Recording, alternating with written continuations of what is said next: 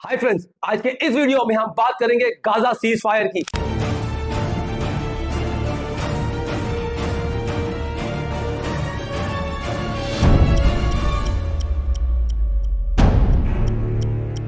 वो गाजा जहां पर पूरी दुनिया ने नरसंहार, कत्लेआम, जेनोसाइड होते हुए देखा है। अपनी आंखों से मासूम बच्चों को, औरतों को बिलबिलाते, मरते, तड़प भूख से मरते हुए देखा है। बिना खाने के, बिना पानी के और बिना मेडिकल एड से पूरी दुनिया ने उस गाजा के लोगों को मरते हुए देखा है। आज हम उस गाजा सीज फायर की बात करेंगे।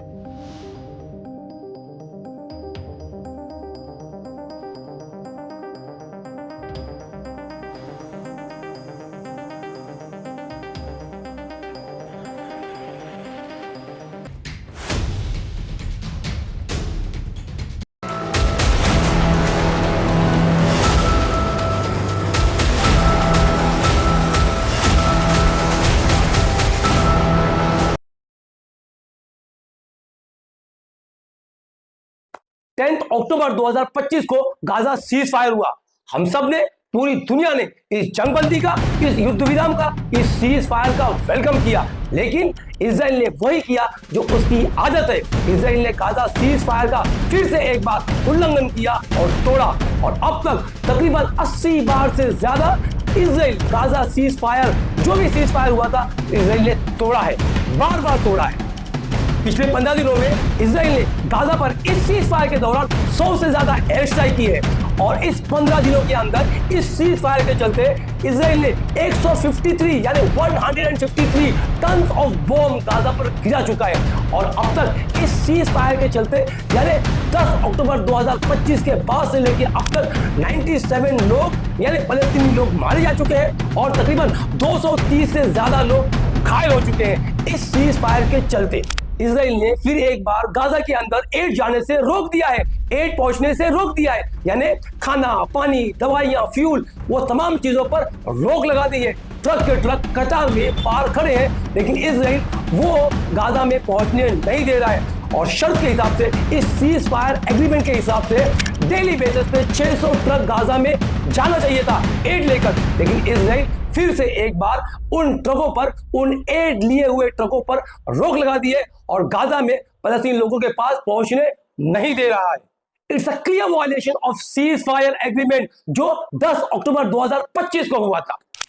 Israel has committed several war crimes using starvation as a weapon of war, resulting in a declaration of a man-made famine and a systematic destruction of entire Gaza, including homes, hospitals, and schools.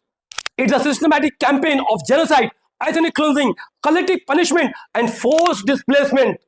पिछले 2 साल की इस जंग में 2 अक्टूबर 2023 में शुरू हुई थी। हम इसे जंग नहीं कहेंगे, क्योंकि एक तरफ Israel supported by America, Britain, France, Germany और उनके तमाम अलाइज पार्टनर, और दूसरी तरफ निहत्थे फलस्तीन लोग जिनके पास पॉलिटिकल राइट नहीं है, ना उनके पास आर्मी है, नेवी है, ना ही एयरफोर्स है।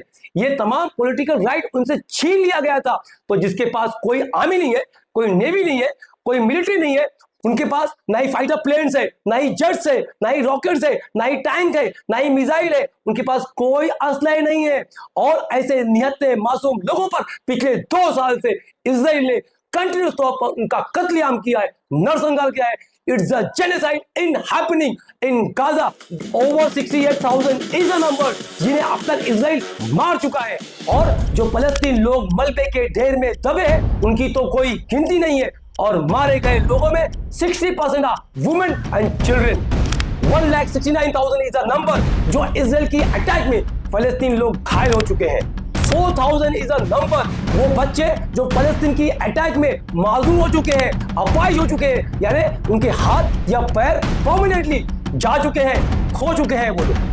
154 इज अ नंबर जो बच्चे भूख से मार दिए गए हैं या मर गए हैं।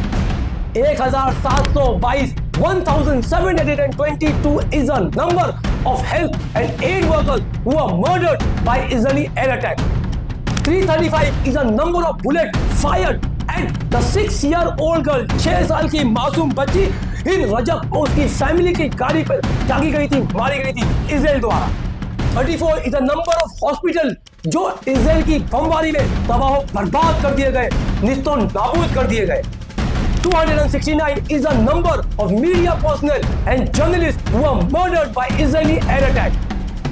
And 2 is a number, यानी एक इजराइल का प्राइम मिनिस्टर बेंजामिन नेतन्याहू और उसका आर्मी चीफ जिन पे आईसीसी यानी इंटरनेशनल क्रिमिनल कोर्ट का अरेस्ट वारंट है. And 0 is a number of action taken by European Union or United Nations against Israel. There must be accountability for the life behind these numbers. आज United nation के माने कुछ नहीं है. United nation America, Germany, Britain, France और वो तमाम western countries के इशारों पर काम करने वाली महज एक कठपुतली बनकर रह गई है United Nation Organization. United Nation, European Union, America, Britain, France, Germany, ये तमाम वेस्टर्न कंट्रीज तो मानवता की बात करते हैं, अमन अमान की बात करते हैं, शांति की बात करते हैं, ग्लोबल पीस की बात करते हैं, ह्यूमन लाइफ की बात करते हैं, ह्यूमन वैल्यूज की बात करते हैं, लेकिन दरअसल इनकी हकीकत कुछ और है, इसके उलट है. ये लोग बात करते हैं औरतों के हक की, अधिकार की, बच्चों के उज्जवल भविष्य की, लेकिन दरअसल हकीकत इसके विपरीत है. ये काम करते हैं उसके उल्टा. हमने देखा ना पिछले 2 साल से किस तरीके से गाजा के मासूम लोगों का कत्लेआम किया गया, जेनोसाइड किया गया, उनको मारा गया, तड़पाया गया, भूख से, प्यास से, गोलियों से, उनका घर छीन लिया गया, उनकी स्कूलें तबाह कर दी गई, उनके हॉस्पिटल को बर्बाद कर दिया गया ताकि वो इलाज ना कर सके, उनकी मस्जिदों को तोड़ा गया, चर्चेस को तोड़ा गया, इबादत गाहों को निस्तो नाबूद तबाह बर्बाद कर दिया गया. ये पूरी दुनिया देख रही है, लेकिन पूरी दुनिया, ये तमाम वर्ल्ड लीडर्स लोग खामोश है. क्यों? क्योंकि इनका मकसद कुछ और है और यही दरअसल इनकी हिपोक्रेसी है, इनका दोगलापन है. क्योंकि ये बोलते कुछ और है लेकिन इनका प्रैक्टिकल अमल कुछ और दिखाई देता है. और जो हम और आपको आज बोलने की जरूरत नहीं है, पूरी दुनिया ने देख लिया है इनकी हकीकत, इनकी रियलिटी. ये जो फलस्तीन लोगों का कत्लेआम हुआ है, इनका नरसंहार हुआ है, इनका जेनोसाइड हुआ है, इसमें इजराइल का साथ ये तमाम western countries, America, Britain, France, Germany और उनके तमाम अलायंस पार्टनर से हर तरीके से इजराइल को सपोर्ट किया है. और उसके बराबर के इस जेनोसाइड के बराबर के जिम्मेदार ये तमाम मुल्क और ये तमाम कंट्रीज भी है. Now is the time for United Nations to restore its credibility and to end the complicity in this genocide. It is also shame on the Arab countries to see this genocide happening without doing nothing. There cannot be peace without justice. Justice for the people of Palestine, justice to give Palestine their land back, and justice to establish a Palestine state.